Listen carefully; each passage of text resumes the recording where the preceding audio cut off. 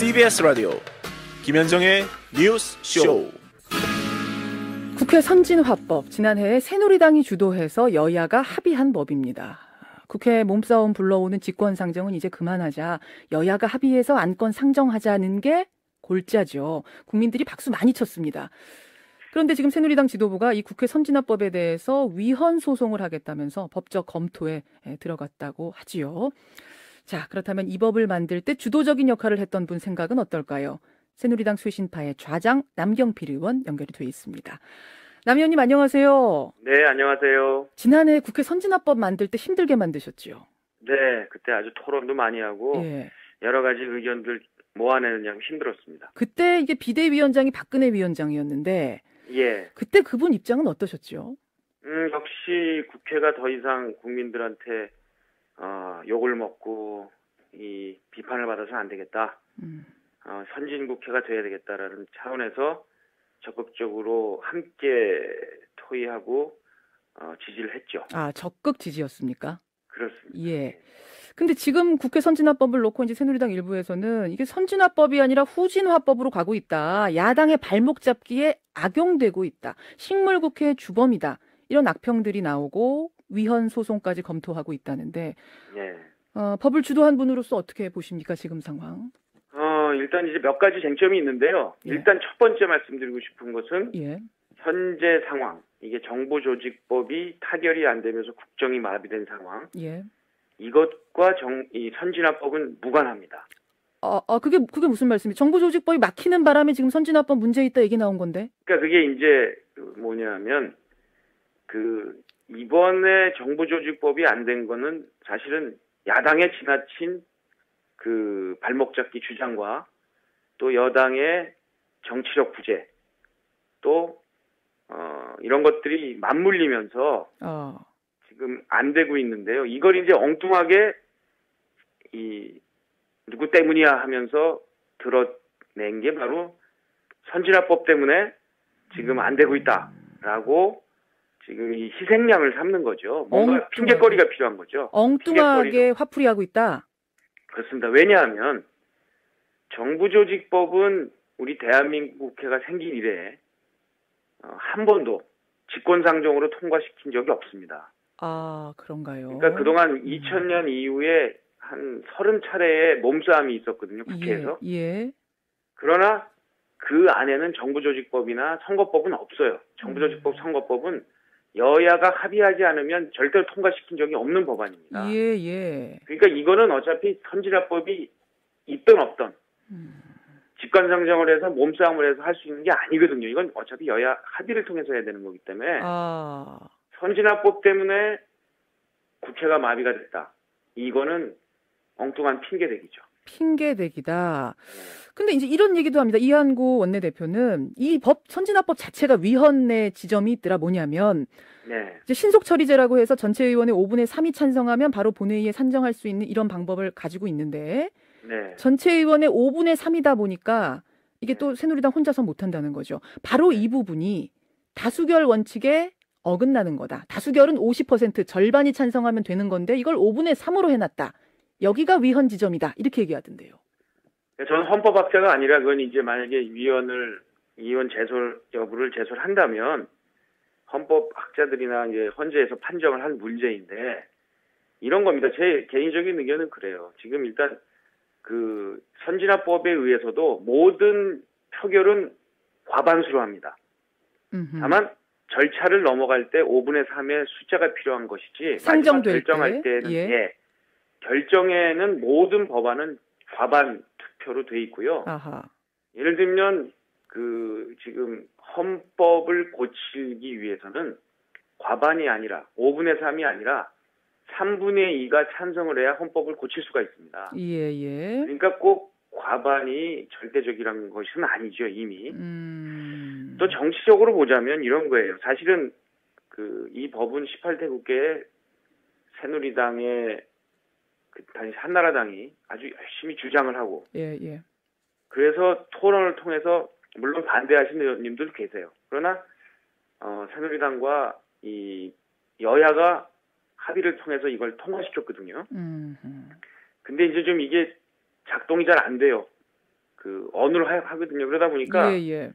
이거를 없애버려야 되겠다, 이걸 바꿔버려야 되겠다 이런 식의 얘기를 한다면 예.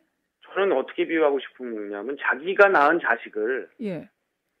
좀 어눌하다고 해서 의사에게 이거 내 자식인지 아닌지 좀 판정을 해달라 라고 하는 꼴이라고 봅니다. 이건 좀 더 이상 맞지 않는 일이라고 봐요. 그런 비유까지 가능하다. 우리가 낳아놓고 이게 내 자식 맞느냐 물어봐 달라고 네. 하는 얼토당토하는 상황이다 이런 말씀이세요. 저는 지금 그렇게 할 때는 아니고요.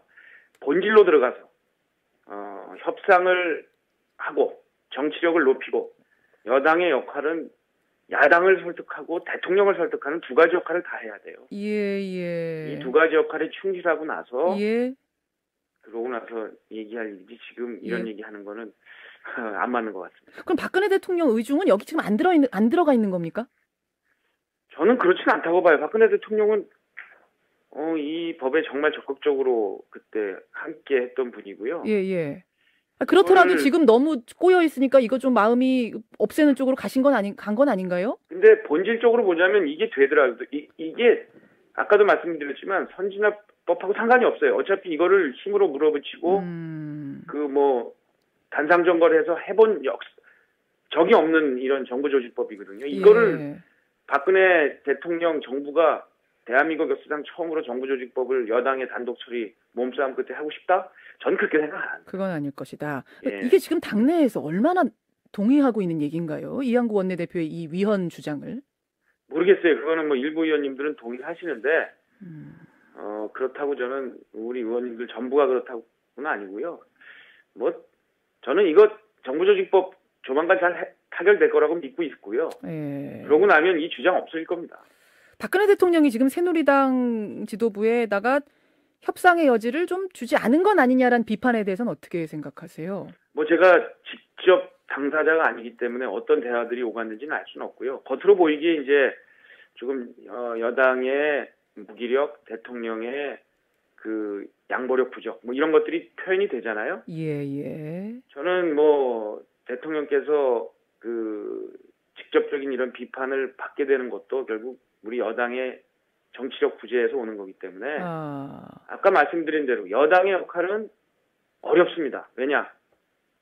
싸움만 하는 것이 아니라 야당과 설득도 하고 대통령을 설득하는 이중적인 역할을 해야 되는 것. 이것 때문에 여당이 힘든 거기 때문에 정말 뭐 어제 정몽준 전 대표께서 뭐 이 총사퇴를 각오하고 하라. 지도부 총사퇴 각오하고선 이거 임해라 이런 주문했죠. 예, 그게 정말 어렵기 때문에 그 모든 것을 걸고 하는 것이 필요하다라는 생각 같습니다. 그렇게 생각하시는군요. 네. 새누리당 남경필 의원 지금 만나고 있습니다. 정부조직법도 조직법이지만 지금 장관 인사청문회 자체에도 논란이 큽니다. 그중에서도 김병관 국방부 장관 후보자 한 30가지 넘는 의혹을 야당이 제기하고 있는데 어떻게 생각하세요?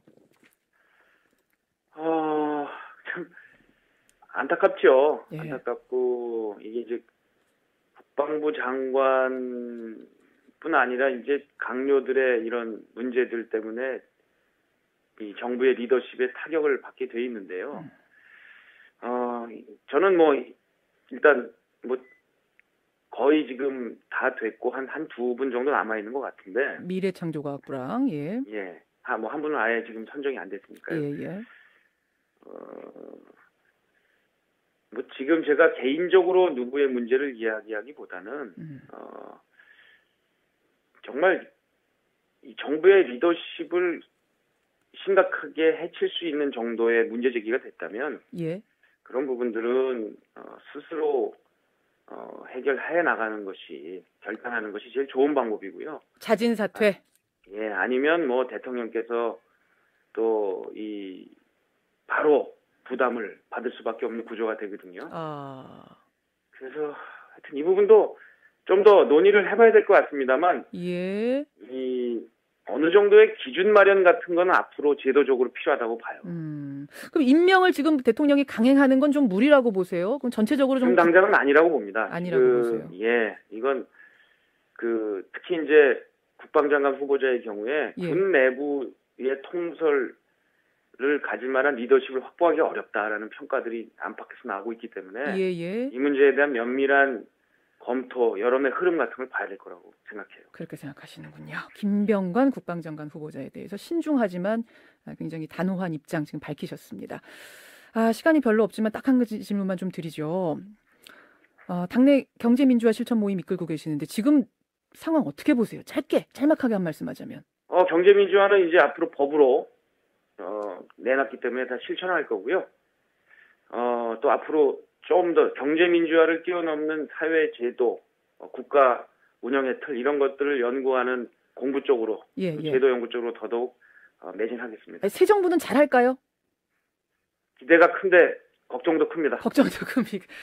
그러게요. 현호석 경제부총리 후보자가 뭐 대표적인 성장론자여서 지금 이런 걱정하신다 이런 의미로 들리는데 네. 찬성이십니까? 반대십니까? 현호석 후보자요? 예. 그건 좀 더 봐야겠는데요. 예, 여기까지 오늘 말씀 듣도록 하겠습니다. 네. 자주 좀 출연해 주세요, 이제. 네, 알겠습니다. 고맙습니다. 네. 새누리당 남경필 의원이었습니다.